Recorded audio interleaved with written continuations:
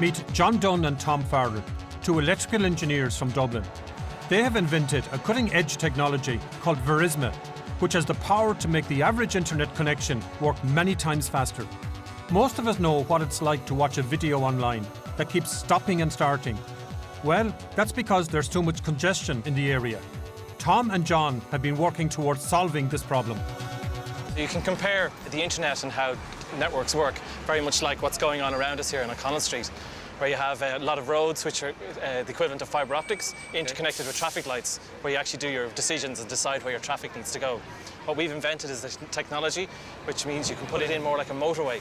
Communications is central to so many different industries. In fact, today everyone expects the internet to be poor quality. It's almost built into your psyche. You know at some stage it's going to break down.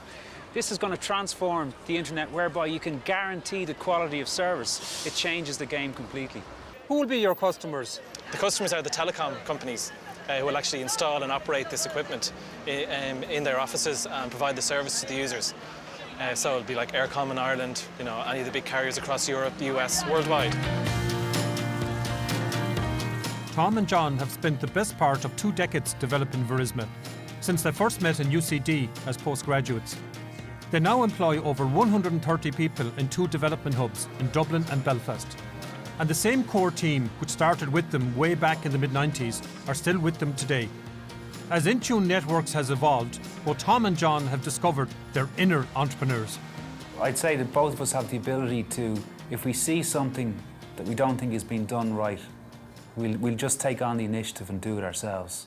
We'd never started a company before, so we almost didn't know what we didn't know, and we decided we'd take on these big companies. Within 5 years, we want to see this deployed all over the world. Every single country in the world has the same network problem that we're solving. So it's a question of how much of that we can get out and get to within the 5 years.